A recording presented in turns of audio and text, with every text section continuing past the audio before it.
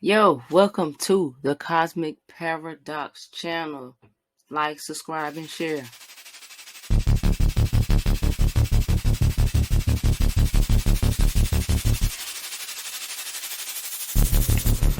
What's going on? What's going on? Peace, peace, peace, peace, peace.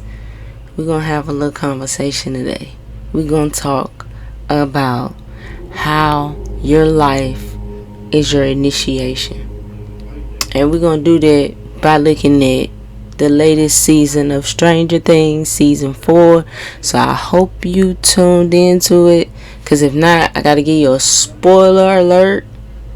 Because we're going to talk about a lot of stuff that happened within the season. And understanding that spiritual concept of your life as an initiation. Now, I did enjoy this season, well, at least the first part of it, so I'm super excited for part 2, but I like the direction that they went in for season 4, because when you look at the number 4, it's about foundation, family, roots, nurture, and how you were nurtured. Just look at the 4th house of the zodiac wheel. It talks about all those things related to that 4th house being the home. And in this season, we get a look back on 11's deepest roots and how she came into being the Elle that we've always known her as. And I thought that was a good concept, and I like the way they took that back. So it starts off the first episode taking us back to the rainbow room that we've already been introduced to, but it goes back to when Elle really tapped into her powers, and to see how she came into her powers, like what situation and what the circumstance under that took her to that point. And I made a recent post on Instagram how water is related to memory, how it can make you recall memory because it's the flow of it. It can activate cosmic memory. And all throughout the season, we see 11 always in water as they're trying to take her through her memories, walk her back down her initial path to how she activated her powers. So let's talk about it, right? So now we see how everybody has been, we see they introduce us to her first getting her powers, and it's a situation where it looks, horrible, horrifying. A lot of death is present, and her papa says to her, "What did you do?" And we later get the whole story and realize that was how Elle first opened the portal for when she sent who we become to be known as Vecna through the portal into the upside down world, right? Now, the thing about Elle 11, talk about Elle. Elle itself means God. So 11 is a number. It represents a portal because you got 2 ones. So it's overactive creative energy, but it can also be overactive destructive energy, because ultimately destructive and creative energy is ultimately really the same. So the thing about Elle, it represents a portal into the other world. So Elle 11 has the ability to tap into opening up a doorway to this world, which is what she did, which is what they showed us through the season, how this came into being. And it was through her very first initial conflict with number one, who we know to be now as Vecna. And it was very interesting how throughout the episodes they were casually coming upon the connections, and the question was asked, how is it that this entity, this being is able to tap in here this way? But I think it was well written. I really enjoyed it. But that's the thing. See, we look at El, we look at the 11. So it's just like when you're looking at Kabbalah, the 11 Sephiroth is hidden. It's a hidden Sephiroth. It's hidden in the darkness, in the abyss. So therefore, El, that's why she was as powerful as she was. And how not coincidental it was that she had to go against number one. But her powers and her abilities were very latent. Because see, the only way that she could tap in was through death. Because she is El, she represents 11.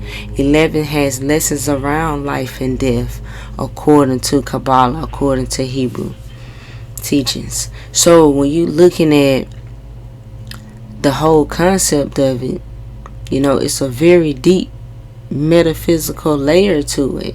For her to be able to tap into what we've known now to be the upside down world, or the underworld, because she is the 11th, the Darth, the hidden Sephiroth, which is going into the abyss, which is, kind of symbolized through death. So it always takes something of life or death, or extreme death, to push El, to push 11. Because that's the energy that she represents. And so it was interesting also, we see how everybody is doing now. So we are seeing the character development of them. And see, El is at a very premature level when it comes to the physical world. It's like she's crossed over. So she's a master from the underworld. Remember, her boyfriend had to tell her, like, El, you saved the world twice. She's a master of that, but not in the physical. See, that's how you know this is a upside down world. Because see, you can be powerful in the spiritual and it not be valued here in the physical. And that's what that was showing. Because she, as powerful as she was, as much as she had done spiritually, dealing with that other world, it mattered none in that physical world. It mattered none. It didn't matter to anybody but to those who knew, which was a select few. And so, what does she do? She lies. So she creates a destructive path for herself because she's not willing to accept her reality. So she lies about about people being her friends that aren't her friends, and puts herself in a situation where she has to confront those things about herself. But it's all full circle. And we also see Lucas and Max, who has interesting, character development as well throughout this season. So Lucas is trying to be accepted in the popular crowd. So he's driven to a fork in the road to choose between popularity and his friends. And we see Max, who's really just depressed after seeing her brother die. After everything that happened. It's just so much that has happened so badly for Max. And she's just not doing well. And and we see everybody, and what happens that's interesting or that needs to be discussed further. So the thing about L also with the two ones. The one is connected to your confidence in your creativity, or in your abilities, or in your power. So L loses a father, not once but twice. So we know she's lost the only authority that she's ever known in Papa. We've known that. But she had Hopper. Now she doesn't have Hopper. There's no male protective father figure for her at this particular time. And that can affect your creative energy. So therefore, people with ones in their life path, their confidence is a very, very big part, a big connection to what they are creating in their life. So she gets reintroduced back to, her papa, and he takes her back through her memories to be able to get her power back, because they know they have a very limited amount of time, because Vecna is coming through from the other side, because he is just as powerful as L.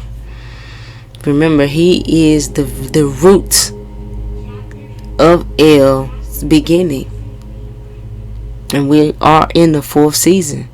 So she's gonna have to revisit back all of that pain. That's why she had to go back through her memories. That's the whole point of that's what 4 represents, in going to the root, getting to the root. So with everything that's been going on with L from the last season, from when her powers first stalled out, from when she was, bitten. So all of the trauma, all of the stress, everything that's, happened has affected her. And if anybody knows how L's powers operate, it would be him. And we also get to see what happens with Hopper, right? So we finally get to see, Hopper and what's going on with him over there. Was he in Germany? Yeah, he's in Germany. He's in Germany. It's in Germany. It's Russia. My bad. I'm tripping. It's Russia. Right? So Hopper's in Russia. He's trying to escape. And Joyce and Murray get themselves in all types of situations to try and rescue him. So they have their own little love story going on. And so you finally get to see them reunite. But we're waiting on part 2 now they have to still escape.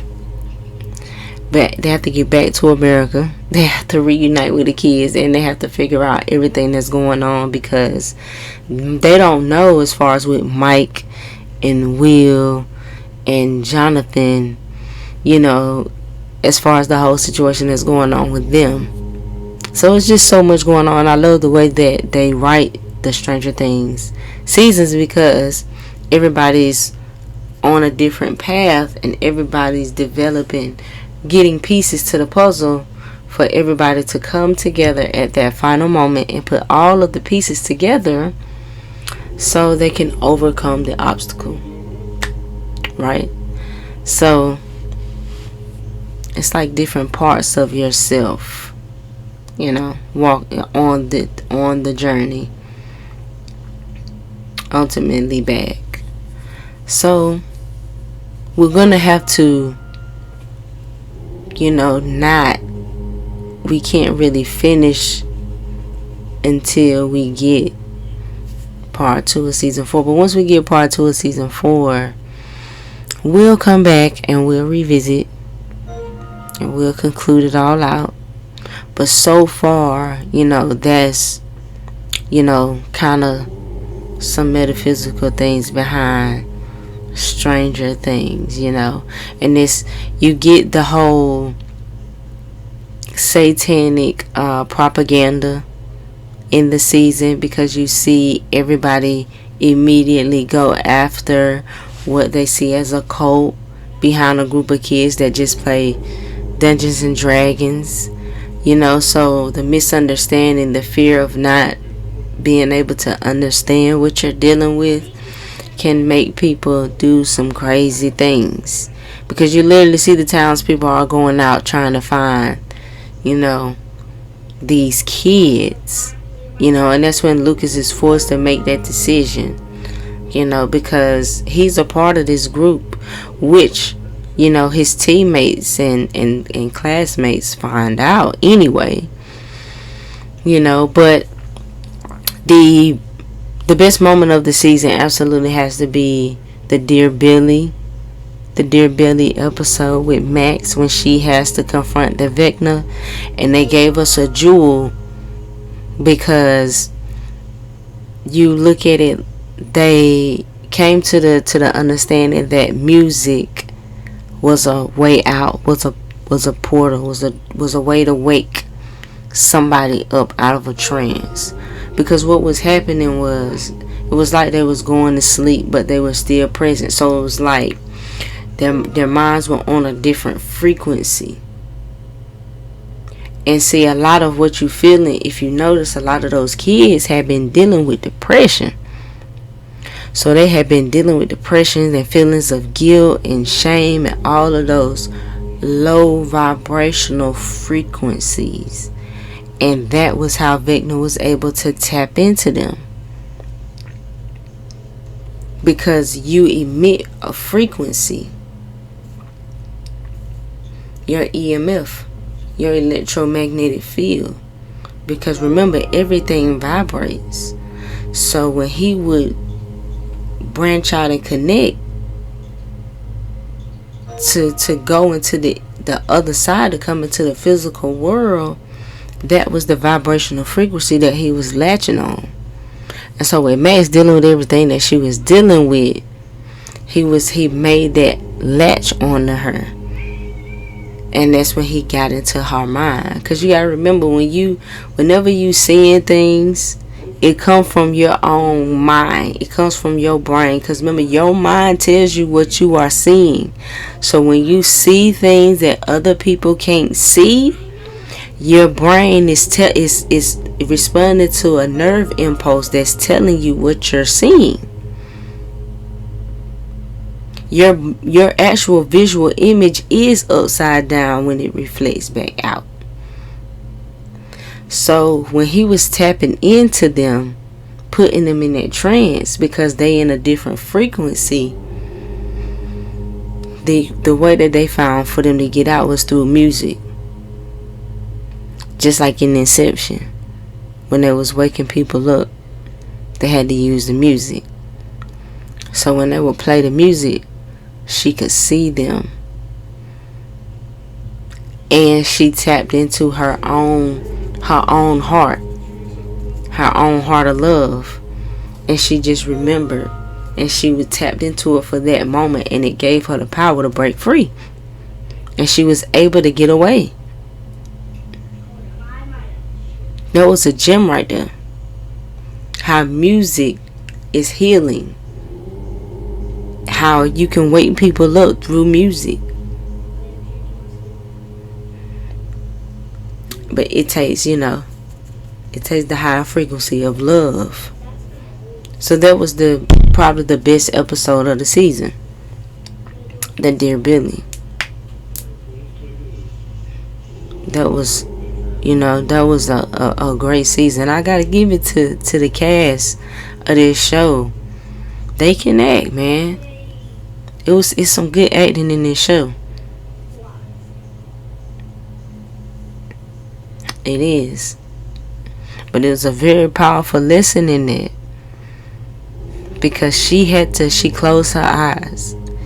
And she tapped into love. It was love. Because she just thought about all those moments of love. It gave her power. And she broke free. So, it's like I always say, man, the truth is in the movies and in the shows. It's the news and the reality TV that's fake. Because the real, the spiritual, the real, the hidden, the unseen, that's the real. But it's hard to remember that because it's not valued in the physical. That's what they were showing you there. It's not valued in the physical. You can be powerful. You doing amazing supernatural work. You raising the frequency. You know how important that is? You know how powerful that is? You look around, how many people are doing that? It's not a lot of people. It's not a lot of people emitting them frequencies. Your work is needed. But these people, they can't see it. You know, your regular everyday NPCs, they can't see it. They don't know what's going on. Even though you're doing it for them. Really. You're really doing it for them. But they can't see though. You know, so don't belittle yourself, yeah. Just remember your greatness. Your work is needed. And I have to tell myself that sometimes, you know, because it can get, you know, misplaced. That value can be misplaced. But it starts on the inside though. So you gotta value yourself. You know. Do what you gotta do. Keep your energy up. Because your work is needed. You know. So everything about your life that you go through is a part of your initiation. So everything that Elle went through in her life was a part of her initiation. It was a part of her being able to tap into her power. She had to go through all that hurt, all that pain, all that death. She had to go through all that to get her power. That was what she went through. To be what it is she's supposed to be, to save the world.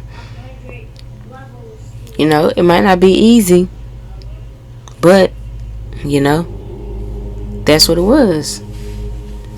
So, until we get part 2, I'm going to leave y'all at that. And we got to see with Nancy. What's going to happen with Nancy. Because she's in a trance. You know, like he tapped into her. So, who else is he going to go after? Is Elle going to be able to get there in time? Is Hopper and Joyce going to make it back? So, we got a lot of questions for for part 2 of season 4. You know, so it's a lot of things that could happen. So, you guys drop your comments in the bottom of what you think might happen for next season as well. I want y'all to do that for me. You know, so I hope you guys enjoyed the video. You know, like it and share it and everything. We're going to go ahead on and wrap it up. But, I definitely can't wait for part 2. So until then, or until next time, I'll catch y'all on another topic. Peace.